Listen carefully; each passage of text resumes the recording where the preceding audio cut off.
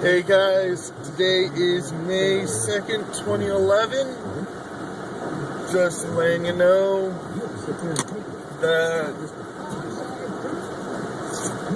I am coming back after weeks, almost a month of hiatus. This wasn't intentional. You're going to hear me talking about this earlier. You're going to hear me talking about this throughout our entire trip. We are coming back. We tried filming for the box break for the 3DS. That didn't go well. We might have a top 5 for Japan coming. We have a lot of stuff coming. So let's just, usual, take a ride. We have 2 videos coming up. I'm going to talk about those first. First video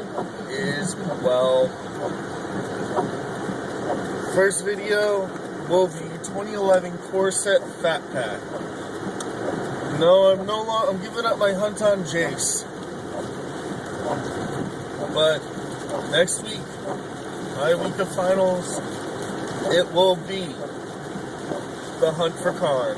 Yes, we will be box breaking the 2011 expansion set of New Phyrexia Variety Pack. That is a booster box, a fat pack, and a set of 5 intro packs.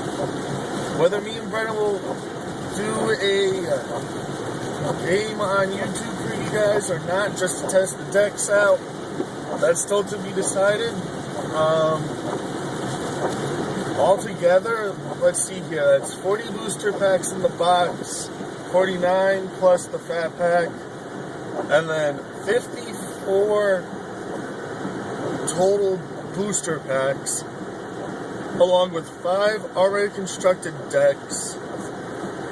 We got a lot of work ahead of ourselves, but I got faith we'll come through with it. Don't mind me, I'm just listening to Russ Martin in the background. Right now, I'm coming home from school. I just got the idea. If you hear me, I'm saying a lot because I didn't really think this one through.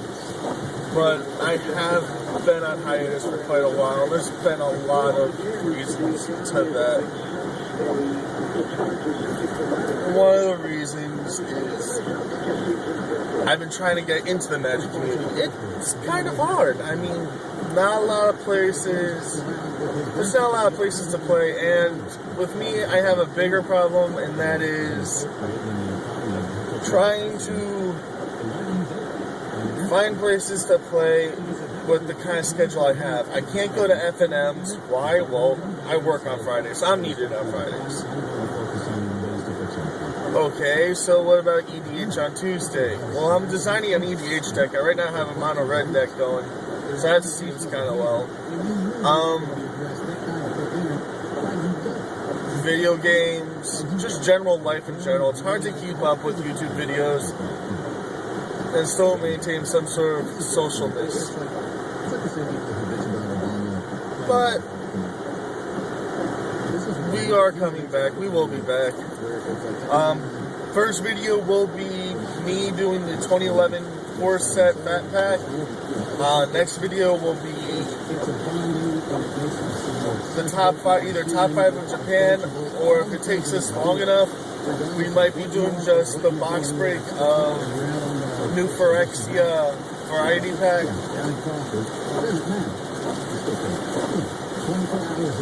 The that thing is going to be a monster, but it is going to be satisfying. I hope, personally, that I get Karn liberated. It's a beast of a card. I've been looking up on this card for quite a while now. I wouldn't mind having Jace the Mind Sculptor, but that's World Weight, so unfortunately I'm giving up my Jace Chase. Unless people want to trade for it and I come up with a second card, I'll gladly trade. If I find more than one card, I'll gladly trade it for a Jason the Mind sculptor. So I can have one Jason the Mind sculptor and one Karn in my white deck.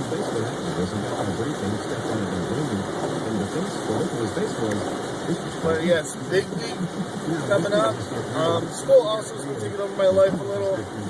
Me and Brenna haven't been able to just sit down and, you know, actually concoct these videos.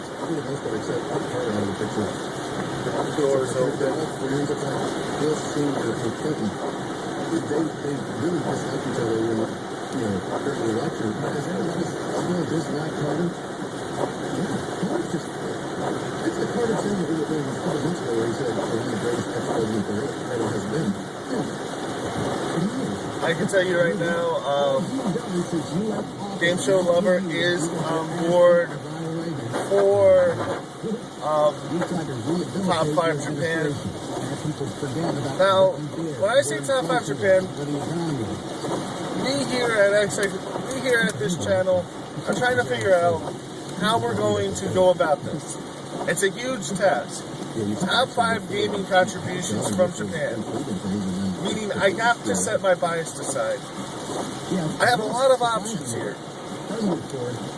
And I know there's a lot of options coming from Brutal Brenna and Game Show Lover. With respect set aside. I know Brenna's going to discuss Pokemon and its actions upon everything pop culture. I mean, if you were in the mid-90s, at least born by 94, you know the phrase, gotta catch 'em all. Hands up, hands down. It really is, it really does wonders for the gaming community.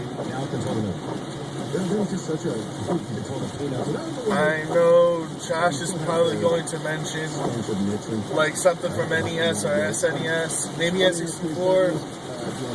Yeah, I have my own idea of what's going on. I mean, when you think gaming contributions, I'm trying to think, you know, how did they innovate the gaming community? What did they do differently? And honestly, in the early 90s, the mid 80s, they did a lot of things differently. I mean, you're talking about a country that single-handedly got video gaming to where it is today. And they're right now in trouble video game-wise. Americans are dominating the market again, and that's never a good sign. You never want America to dominate the video game market. We become way too anxious, and we start releasing crap like it's diarrhea. After, it's hard to explain. I mean, if you're watching this video, and you probably already know a little bit about video game history, you probably already know a lot of already what I'm talking about. And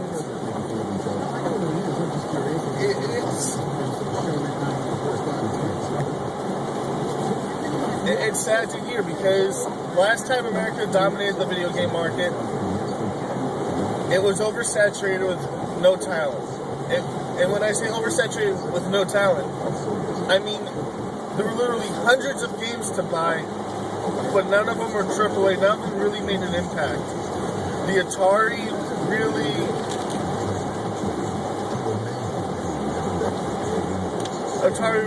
just started releasing cookie cutter games that no one wanted to play, and that created the first video game crash.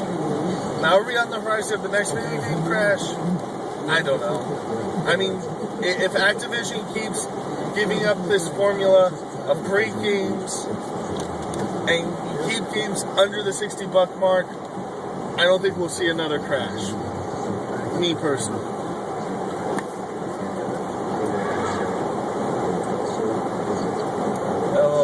Trouble here. Right now, it's kind of bothering me. I didn't close my door all the way so I can hear all this outside sound, and kind of annoying. I personally think that We might be, we might not be. It's just everyone has to play their cards correct, and we need Japan to become a major player again. We need that talent back. Honestly, Nintendo really needs to release a console that's going to compete with PS3 and Xbox, not coincide with it. I remember when the Wii was first released, they did like about a year after it was released, they did this poll to see where people are owning the Wii, and it turns out that most people own a PS3 or an Xbox, and if they own one of those consoles, they also own a Wii. So most households with either an Xbox 360 or a Wii, Xbox 360 or PS3, have a Wii to go along with it. It seems like Nintendo has the casual market cornered, but not the hardcore gamer market. And the hardcore gamer market is where you make your money in the gaming industry. Yes, we always want new fans, and yes, we want casual gamers to become hardcore gamers. That's where money is made. But you also need to keep your loyal customers happy as well. And Nintendo doesn't deliver on it. They release easy, fun-to-play games that's not going to appeal to an older, more hardcore gamer who's into COD, who's into Gears of War, who's into Halo. You don't have 80s real big competitors. You have Pilot Wings Resort. Now, granted, with Capcom basically putting the 3DS on their back with Street Fighter 3D, that might draw in some hardcore gamers. I don't know. Personally, I hope that's enough, but I don't think it will be. We also have Resident Evil on board, but that's a cookie cutter game. It's just, it seems a little basic. It doesn't seem polished. Street Fighter 3DS is very polished. They worked it from the ground up. It's like a complete Street Fighter experience mobile. That says a lot. Anyway, we're home. So I will see you guys within the week or so. Peace.